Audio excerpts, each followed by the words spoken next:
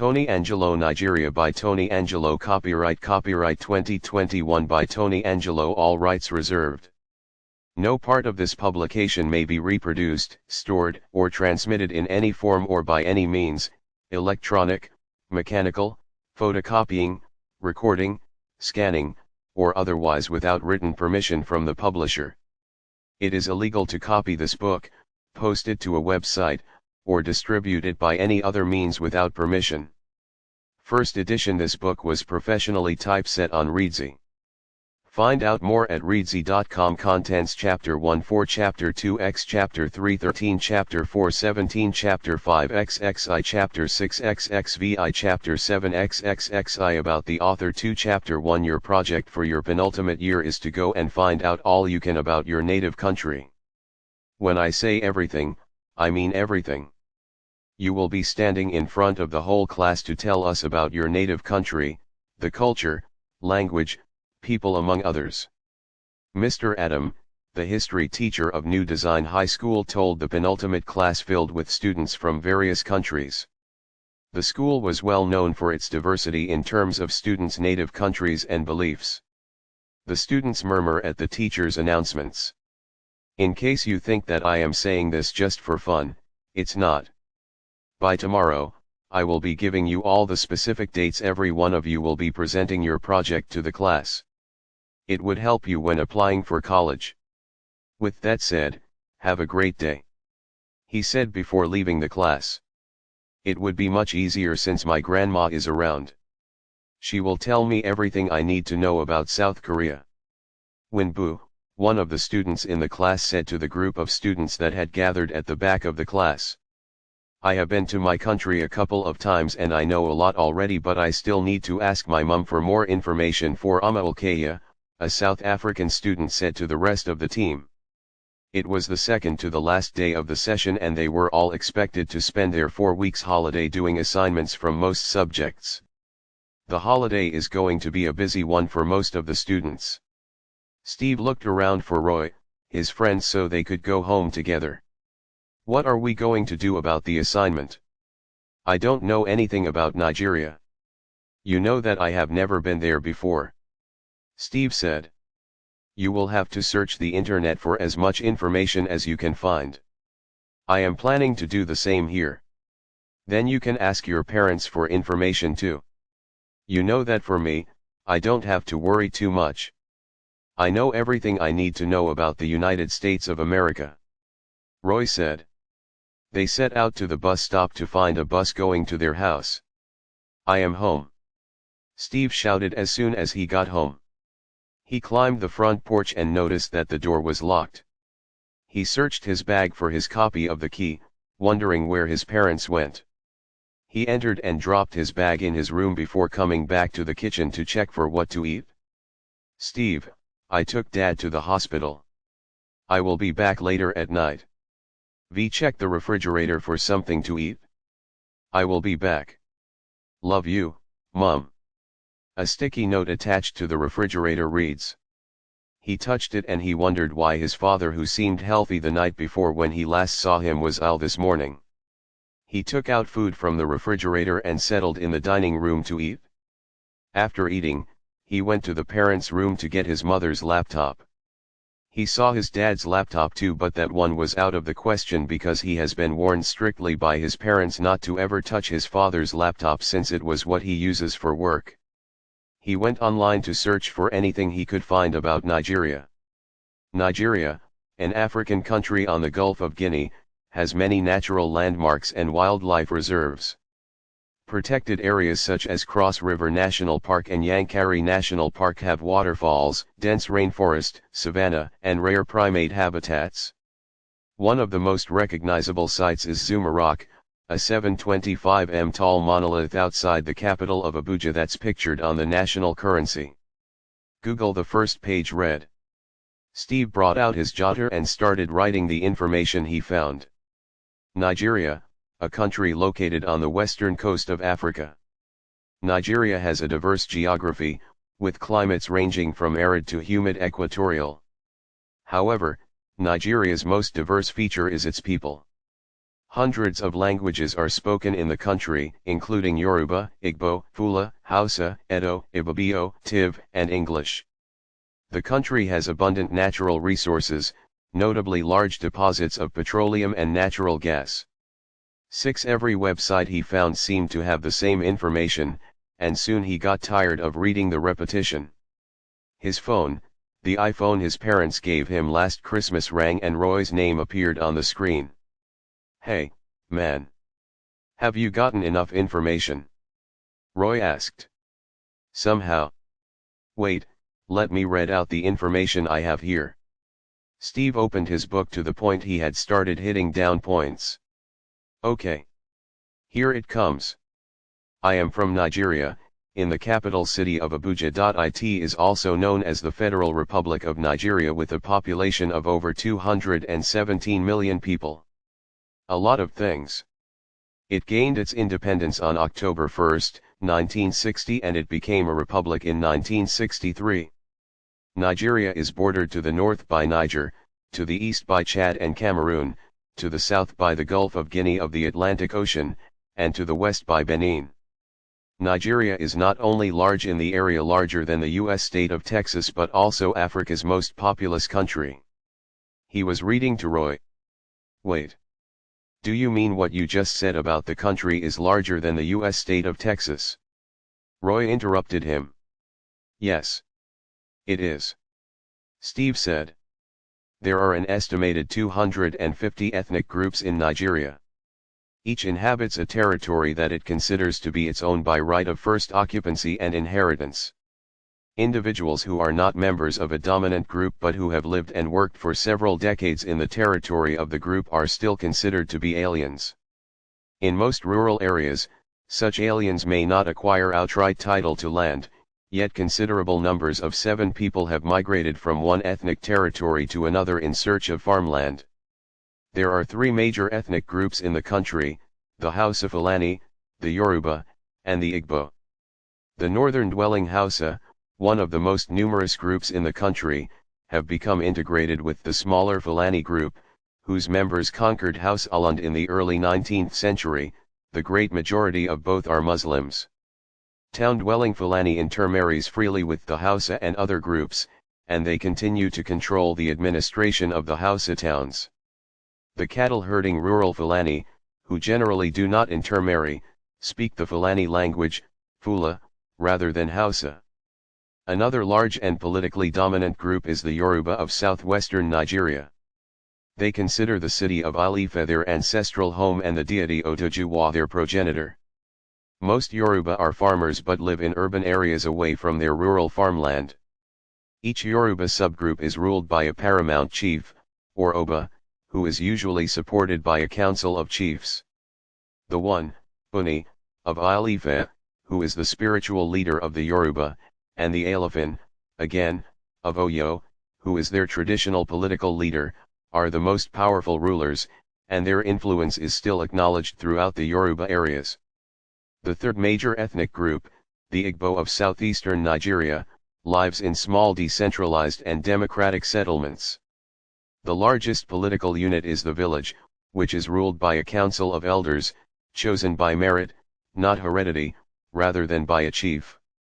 A smaller proportion lives in large towns and is culturally much closer to the Edo of neighboring Benin City, in Edo State, than to the Igbo east of the lower Niger Valley. Less numerous are the Ibibio, who live near the Igbo and share many of their cultural traits, and the Edo, who created the important pre-colonial kingdom of Benin. In the Middle Belt, where the greatest concentration of ethnic 8 groups, more than 180, occurs, the Tiv and the Nupe are the largest groups. Both are settled cultivators, but, while Nupe society is hierarchical, that of the Tiv tends to be decentralized. "That's all I have right now," Steve said. "I believe that you need to find out more. Remember that the history teacher said that each of us will talk extensively for 4 hours. It took you less than 10 minutes to read that. I am sure you know what that means, right?" Roy said. "I understand, Roy. I will work more on it. We will talk at school tomorrow," Steve said. Last day of the session. I can't be happier. By the next session, we can boldly say that we are just a step away from college. Good night. He said. 9 Chapter 2 Steve was resting his head in the dining room, asleep when his mum entered alone. The sound of the door woke him up. He had slept off while searching to see more information about Nigeria. He got tired of the news headlines like 30 feared dead as houses caught fire in the Ajganal area of Lagos. 5 people were abducted by unknown gunmen in Gwagwalada, Abuja. 3 years after the abduction of the Chibok girls, another attack on the Chibok area of Borno claimed the lives of 5 students and several others injured. Fight erupts as 2 political parties meet during a rally. Filled the screen of his laptop when he was researching the country. He had made a mental note to ask his mother when she got back. "Welcome back, Mum," he said sleepily. The look on his mum's face showed that something was wrong, although she tried to feign a smile.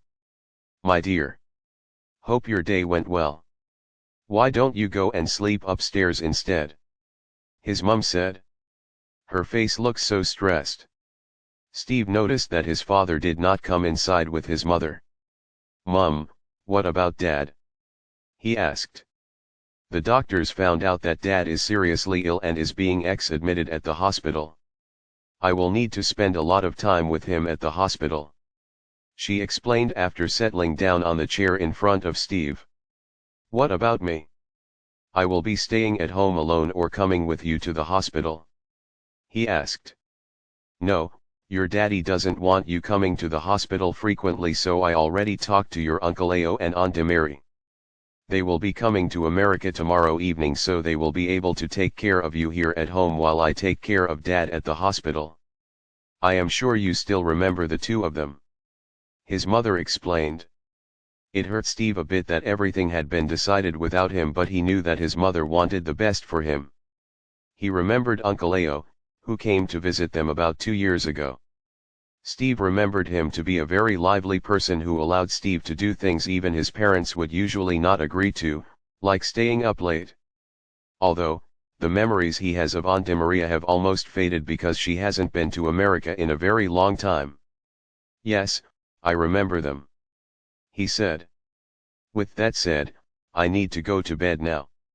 Talk to you in the morning," his mother said as she got up to go to the room. "Okay, Mum." It was when his mum was almost in the room that he remembered that he wanted to ask her something.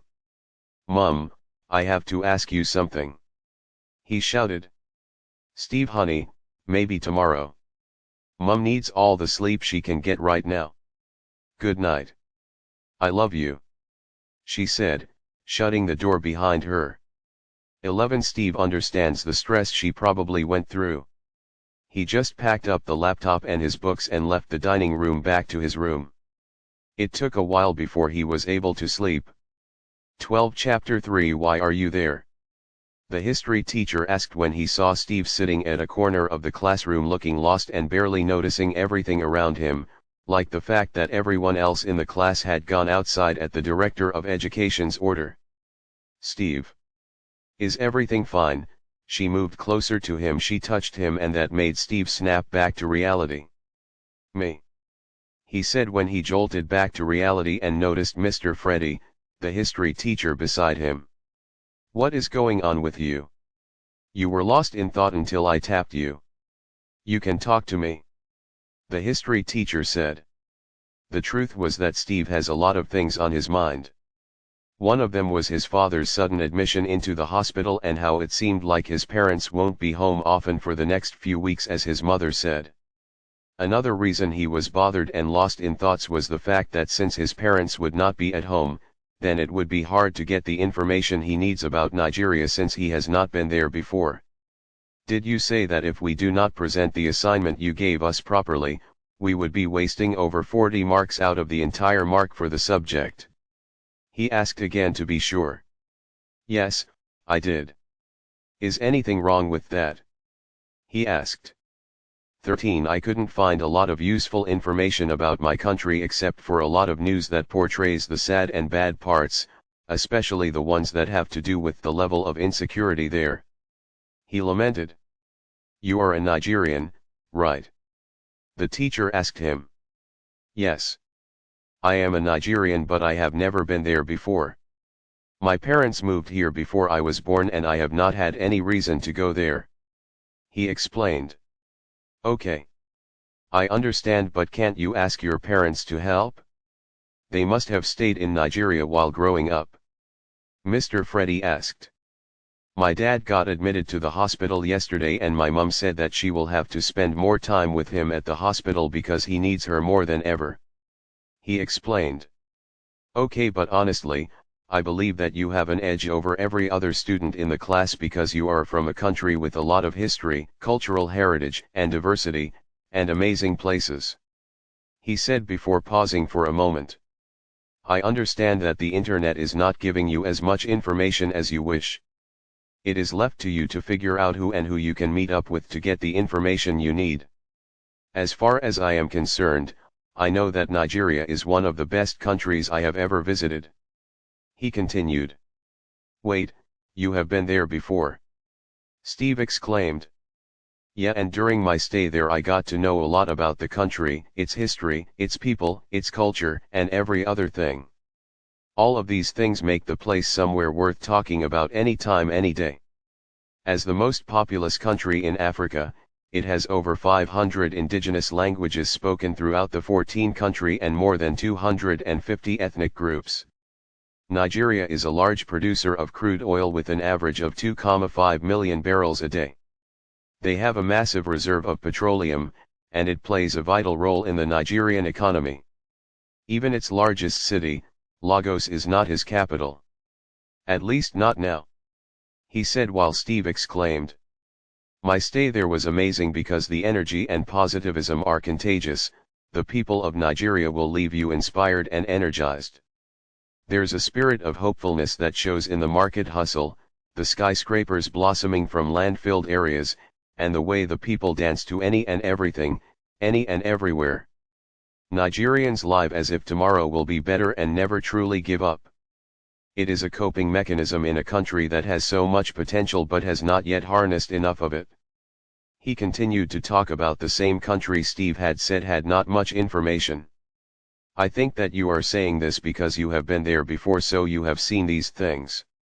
I have never been there and I don't think I will have any reasons to go there anytime soon," Steve said. "More reasons why you need to spend your holiday surrounding people who have lived there all or most of their lives, or even just a few weeks visit. You will know that there is more to that country than what the internet is portraying for us. I believe that by then, you will understand how lucky you are in this situation, dear. Now that we have that sorted out, I think we should join the other students out there with the Director of Education.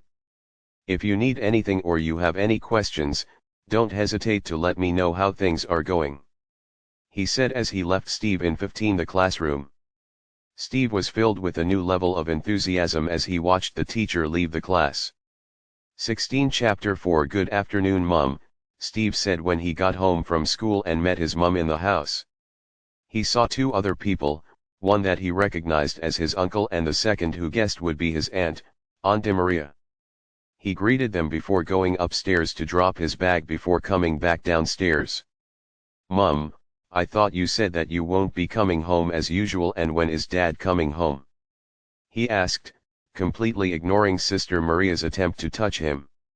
"Yes, I went to pick up your Uncle Ao and Aunt Maria from the airport. I will be going back to the hospital soon," his mum answered. "Can I come with you? Even if it is just once. Please. I want to see Dad," Steve cried. He could see Uncle Ao and his Aunt Maria looking at him with pity. "You will see Dad, but not right now. Dad still doesn't want you at the hospital for now. So when the time is ripe, you will see him." His mother's face is teary. 17 When will the time ever come? You keep saying that Dad doesn't want me to come. Why? He is afraid of being weak in front of me. Everyone looks at me with pity and your face gets teary too anytime I asked about Dad. Still, you won't answer my question as regards why he is in the hospital. I am his only child, Don't I deserve to know? Should I be crying that he is dying or smiling that he is getting better? You are keeping me in the dark about everything and it is making me feel like I don't even matter. Steve said angrily. He rushed out of the living room out to the garden. He could hear Uncle Leo asking his mum why she didn't tell him, but the only reply he heard from his mum was sobs. He went straight to the garden, his therapy mechanism. His love for the garden started when he was quite young. Anytime someone says something demeaning to him about his skin color or anything else he will come to the garden. Watching the flowers grow in different sizes and colors reminds him that the world is as beautiful as the garden because it has a mix of skin color, and that is what matters. It was different this time. It wasn't that someone said something demeaning about his color. Instead, it was his parents who were keeping things from him like he was a baby.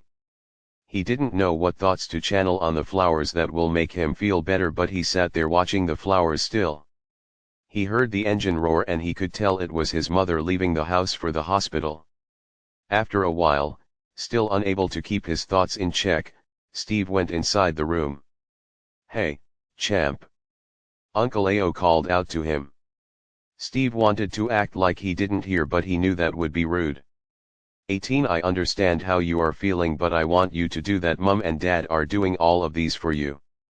If you were in Nigeria, what you just did was a sign of total disrespect and you would have gotten beaten for it.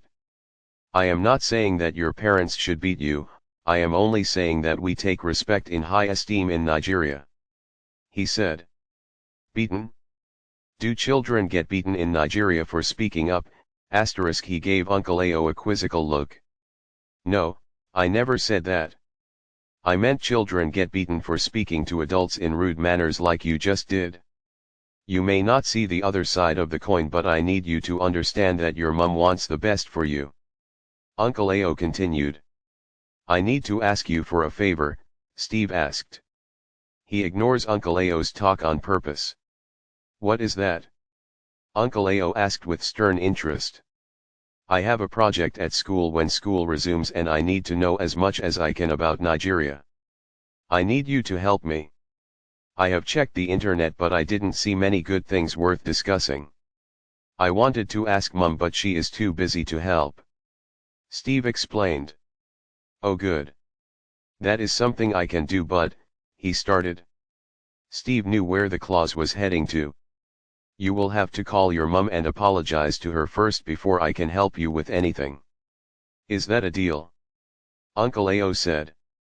19 Steve would have loved to walk away at that time, bury his head in his notes, but he knew that he needed Uncle Leo's help so badly. He picked up his phone and dialed it after the third ring. One part of Steve had quietly hoped that she would not pick. I am so sorry, Mum. I didn't mean all the mean words I said to you. He said, trying to convince himself even more than he was trying to convince his mum. It is fine, my darling. I understand too. I am sorry too. Don't worry, when the time comes, I will tell you everything you need to know. You know that we love you, right? His mother promised. Yes. And I love you too, he said. Even though he tried, he didn't feel any anger in his heart concerning that issue again. He turned to Uncle Leo to fulfill his part of the deal. Okay. Good. Now that we are on the same page and it is just left for me to fulfill my part of the deal. Thank you. He said. Before you both start talking about Nigeria, I will suggest that you come and eat first so he can focus well on the assignment. I made rice and stew with chicken. Aunt Maria announced from the kitchen. Uncle Leo and Steve agreed with her and went to the dining room to join her as she served the meal. XX Chapter 5. Where exactly do you want me to start from? Or better still, let me know what information you have already so I can know where to continue from. Uncle Leo told him when they finished eating. Steve excused himself and went to get his jotter from the room. I know the capital city, the person who named it, the tribes, the population, the number of states, the ethics group. He read out from his book.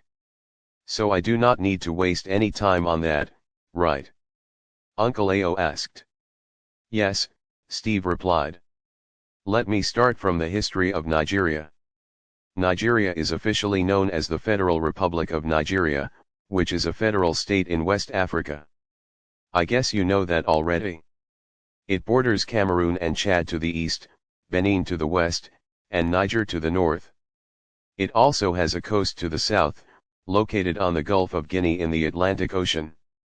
Nigeria is made up of 36 cities, and the Federal Capital Territory, like you already know, the capital Abuja, is located in this region. Compared to other countries in Africa, Nigeria has many empires and cultures with a long history. The history of Nigeria dates back to 11,000 BC. Uncle Ao started. What does BC mean? Steve asked. XXI, it means before Christ. It is used to refer to the events that happened before the birth of Jesus Christ, while AD means after death. This refers to events or years that came after the death of Jesus Christ. I hope you understand now. Uncle Ao answered. Yes, you can continue now, Steve told him. Since he had the tape on, he was not bothered about taking notes at that moment. So, many ancient African communities lived in the areas that now make up Nigeria. The largest and most famous empire that ruled the region before the arrival of the British was the Benin Empire, whose ruler was called Oba of Benin. Other tribes such as the Kingdom of Niger also settled in the country, especially in the east.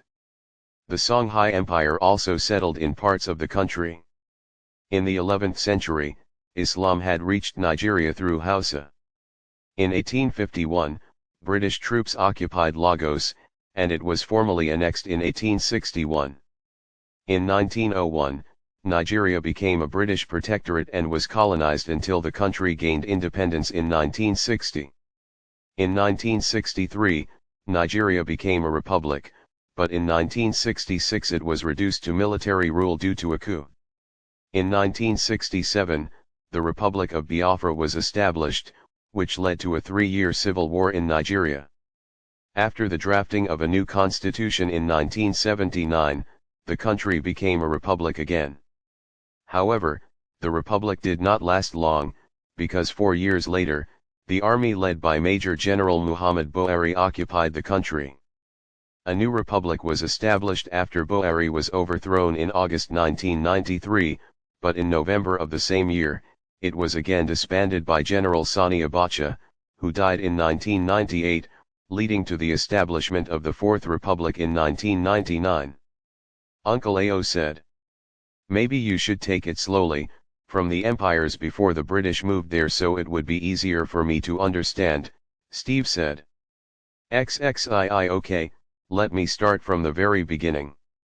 Between 500 BC and 200 AD, the Nok civilization that lived in northern Nigeria flourished in the region. They produced life-size sculptures of terracotta warriors and horses, which were one of the first recognized figures in sub-Saharan Africa. Other cities further north, such as Katsina and Kano, also dated back to 999 AD. In this era, the Kanem-Bornu Empire and the Hausa Kingdom flourished as trading points between West Africa and North Africa. In the 10th century, the Igbo people of the Kingdom of Nri merged. However, the kingdom lost power to the British in 1911. Nri is considered the cornerstone of Igbo culture. In the 12th and 14th centuries, Ife and Oyo, the Yoruba kingdoms in southwestern Nigeria, gained prominent status. The first evidence of human civilization at the current location of Ife dates back to the 9th century, and its main culture includes bronze and terracotta sculptures. He explained. Oh wow, great. I wonder what living in those years would feel like. Steve said. You may not like it. Uncle Ao told him. Why? Steve wondered. I said so because you will not enjoy the luxury of technology you are enjoying in the present day. Moving on, Oyo peaked in the late 17th and early 18th centuries and was able to extend its influence in western Nigeria to today's Togo. The Benin Empire had sovereignty over the region between the 15th and 19th centuries. The Fulani Empire, also known as the Sokoto Caliphate, was developed in the early 19th century by Usman Dan Xxiii Fodio, who led the success of jihad. The empire ruled what is now central and northern Nigeria, and its sovereignty continued until it was divided into several European colonies by 1903. The people of the territory traded a lot with North African merchants, and the cities in the region were transformed into regional centers of trade in Western, Central, and North Africa. In the 16th century, Portuguese and Spanish explorers began direct transactions with locals in the ports called Calabar and Lagos. Thanks to the interaction of these transactions, the Atlantic slave trade took place and the port of Calabar became one of the largest slave trade bases in West Africa during the transatlantic slave trade. The other slave station was the Sea of Lagos, which is only above the island, and Benin when looking only at Biafra. Wait, why are you not writing something? Do you think I will repeat this to you later? He asked. I am recording it instead so that I won't slow you down with my writing, Steve said, pointing to the recorder. Good. Several European countries and non-state actors, such as Portugal, the Netherlands, the United Kingdom, and private organizations, as well as capitals of African countries and non-state actors, were actively involved in the slave trade business. It was in 1807 that Britain abolished the border slave trade. After the Napoleonic Wars, the West African Squadron was formed to put an end to the British border slave trade. In 1851, Britain bombarded Lagos while intervening in the struggle for a sovereign power in Lagos and testified to Oba Kodoko, who supported the slave trade and appointed Oba Akitoy instead. On January 1, 1852, when the treaty between England and Lagos was signed, in August 1861, Lagos was annexed as a direct colony by the Treaty of Lagos. In the United Kingdom in 1856, the Royal Niger Company was approved, XXIV, and in 1900 the company's region, under the guidance of the British government, strengthened control over the region of Nigeria today. Nigeria became a British protectorate on January 1, 1901, and was part of the British Empire. Later in the late 19th and early 20th centuries, the sovereign kingdom of Nigeria fought against Britain's attempts to expand its territory. Benin was conquered by the British in 1897 and overwhelmed other enemies in the war against Anglo-Aro, which began in 1901-1902. Niger was officially annexed to the Nigerian colony and protectorate in 1914. XXV Chapter 6 Nigeria remained divided into protectorates and Lagos colonies in the southern and northern controls. The Christian Mission established a Western learning institution in the protectorate. However, Christian missions are not recommended to run missions in the northern regions of the Islamic State. Can you please get me a glass of water from the kitchen? Uncle Ao asked when he paused. Steve stood up and went to the kitchen where he saw his Aunt Maria bring something out of the oven. What are you baking? He asked. Just trying out some homemade cookie recipes. I will bring it when I am done. She answered. Steve opened the refrigerator and brought out a bottle of water before going back to the living room. Thank you. So after World War II, the continuous constitution established by Britain, which demanded the independence of residents, could be transformed into the autonomous government of Nigeria. Nigeria achieved independence on October 1, 1960, as a major wave of sovereignty swept the African continent toward the mid-20th century. The government consisted of a XXVI coalition of conservative parties. The national committees of Nigeria and Cameroon were predominantly dominated by Christians and Mantis, while the Nigerian People's Congress, NPC, was dominated by Muslims and Northerners. The opposition consisted of the Yoruba-dominated Liberal Action Group, AG.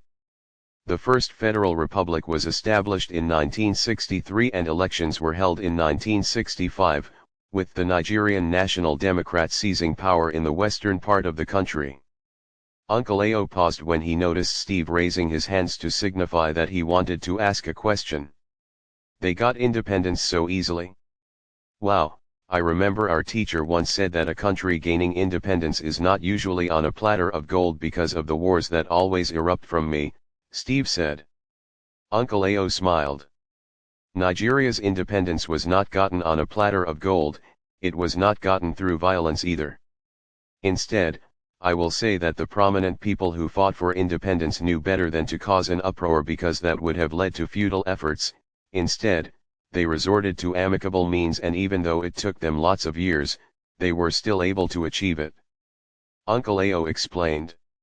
Who are these people who fought for independence? Steve asked. Wait, let me get a book inside. Uncle Ao said before going inside the room where his luggage was. He came back outside with a book with the title Faces Behind the Independence. I am going to explain through the book so you can get a clear XXVII knowledge and also have a face to relate each character with so you will not be confused. Uncle Ao said. Okay uncle, Steve said, and he watched Uncle Ao open the pages of the book. This is Ahmed Bello. Uncle Ao started by pointing to the first picture. Bello was the first and only premier of the Northern Territory, which he ruled from 1954 to 1966. As the leader of the Northern People's Congress, NPC, he led the party to a majority victory in pre-independence parliamentary elections in 1959. As Saradana of Sokoto, he is a powerful force behind the throne and is considered one of Nigeria's most influential people.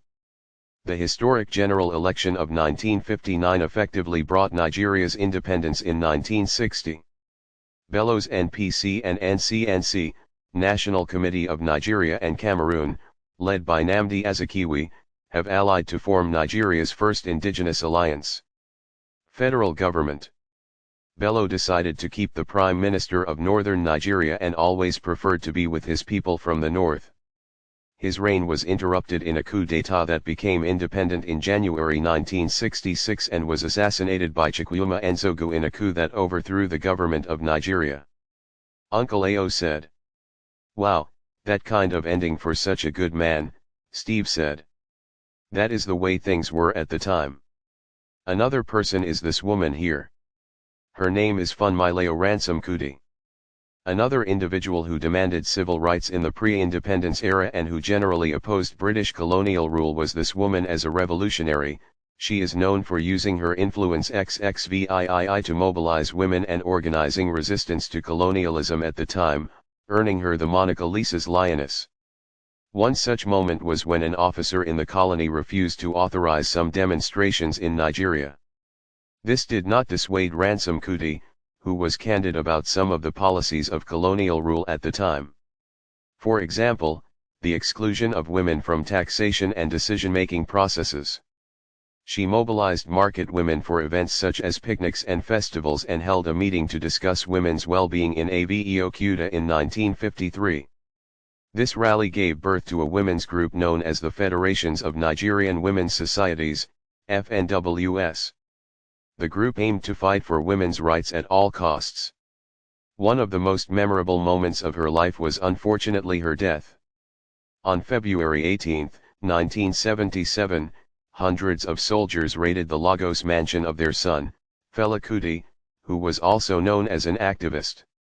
76-year-old Ransome Kuti was thrown out of a second-floor window, injured in the meantime, and eventually died on April 13, 1978. Uncle Ao said before turning the page to a new one. This is Anthony Ihahiro. The first politician to canvass for the independence of Nigeria in the parliament in 1953 was reported to have been Inaura, although the motion ended up being an unsuccessful move. An early suggestion for self-rule failed, and at the same time, Northern Congress members ran from the legislative. Although his movement was defeated, he contributed to a new movement in the National Assembly to keep the pressure on his colonial champion for Nigeria independently. It also influenced the appearance of similar movements, including Tafawa Balewa and Remi Lekan Fani Kayode, former deputy generals of the Western region, all led to the independence of Nigeria in 2019-1960. As president of the XXIX National Democratic Coalition, NADCO, a group pre-democratic group, Inaura demanded the dictatorship of Sani Abacha until the military leader died in 1998. Uncle Ao paused. I mentioned Tafawa Balewa earlier. This is him over here. After the NPC won the pre-independence parliamentary elections, Tafawa Balewa, the party's vice president, took over as Nigeria's first prime minister. He remained there until he was killed in a coup in January 1966. During his reign, he was deeply involved in the policy-making process of Nigeria and built a strong reputation among Nigerian allies around the world, especially when he served as a Nigerian diplomatic partner from 1960 to 1961. He is also known for playing an important role in the early days of African indigenous domination and was an important leader in the formation of the Organization for African Unity, OAU. In the 1950s, he actively participated in indigenous domination campaigns or debates about constitutional amendments, eventually leading to independence in 1960. Uncle Ao continued. Auntie Maria walked in at that moment with cookies in her hand. XXX Chapter 7 I am sorry for interrupting, but Steve, would you mind getting milk from the table in the kitchen? She asked. Steve looked at Uncle Ao's face for approval, and when he saw him nod, he stood up to go to the kitchen while Auntie Maria dropped the plate of cookies on the table where they were working. You can enjoy that while having your discussion. I am going to the room, I have work waiting for me on my laptop. Auntie Maria said before leaving the room. Steve got back with the milk Auntie Maria already poured into 2 cups for him and Uncle Ao. I am back, Steve announced. Uncle Ao picked up 1 cookie and ate it. Delicious. Okay, where did I stop? He asked. You were talking about Tafawa Balewa, Steve said. Uncle Ao smiled because he was glad that Steve was following. Another person you should know is Margaret Ekpo. In pre-independence Nigeria, Margaret Ekpo highlighted the political icon that lived her life to recognize women's rights and their position in politics. Ekpo was not only a female human rights activist but also a social activist and grassroots politician who I never feared the men who ruled the political world at the time. In the 1940s, she attended meetings where the maladministration of the white men was being discussed. She attended on behalf of her husband who worked as a doctor and hated receiving their treatment, like other Nigerian doctors, but who was unable to attend such meetings because of his work as a civil servant. She was well informed by participating in a gathering of politics and activists to discuss the unjustified administration of white people. While struggling for women's rights and injustice by colonial rulers, Ekpo registered with the National Council of Nigeria and Cameroon, NCNC, and joined forces with people like Ransom Kuti over the next few years. She also worked hard in mobilizing women to get more involved in politics. In 1953 she was nominated by the NCNC for regional recommendations, and the following year she founded a pressure group known as the Aba Township Women's Association. Uncle Ao paused to drink milk. This list would not have been completed without mentioning our very own Obafemi Awolowo. Obafemi Awolowo, who used to be the first premier of the Western region from 1954 to 1960, was another nationalist who performed an energetic position in the struggle for Nigeria's independence. For some, he used to be Nigeria's predominant federalist and recommended federalism as the only groundwork for equitable national integration. While he led the Action Group, AG, Awolowo was once at the forefront of the campaign for a federal constitution, which was once brought in the 1954 Littleton Constitution. As the chief of the opposition, he frequently challenged the policies of the Balewa-led government below XXXII. The Northern People's Party, regularly seen as aligning with the British colonial administration. Awolowo used to be one of the country's leading social democratic politicians who, in his agitation for self-rule, was once additionally acknowledged to have stood for economic and social improvement specifically in the Western region. Uncle Ao said before taking another cookie in his mouth. The last person I will be talking about is Herbert Macaulay. The fact that I am talking about him last does not mean that he is in any way less important than those I mentioned first. Tagged the father of Nigerian nationalism, Herbert Macaulay used to be one of the key figures who helped lay the basis of modern-day Nigeria. During the 1920s, when Nigeria commenced witnessing the political agitation for self-rule, Macaulay was amongst the first generation of Nigerian nationalists who protested against some policies delivered through the British colonial rule, consisting of water rates, land issues, and management of railway finances. It used to be for the duration of that time, in 1923, that he founded the Nigerian National Democratic Party, NNDP, Nigeria's first political birthday celebration, whose members had been the first to sit down in the Legislative Council and which held sway in Nigeria's political theatre till the late 1930s, when it joined forces with the Nigerian youth movement to form the National Council of Nigeria and the Cameroons, NCNC, a nationalist company designed to advocate for Nigeria's independence. He took the last cookie on the plate. I am sure you have learned a lot about Nigeria, its people, its history, and how the resilience of the heroes past was not in vain. I am sure that with this full knowledge of the country, you will be able to do your class presentation with ease and without fear. He told him.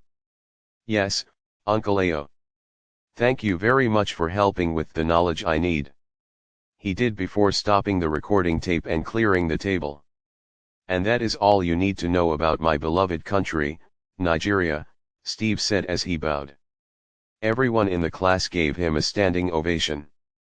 I am so proud of you, Steve.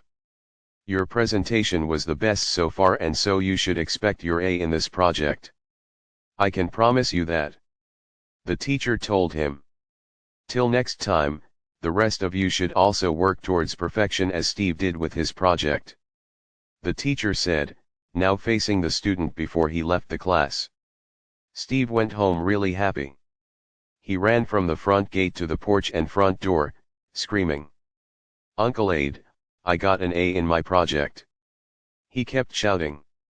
He stopped in his tracks to open the door. He looked around and saw his father sitting on the chair. Although frail, his father smiled at him.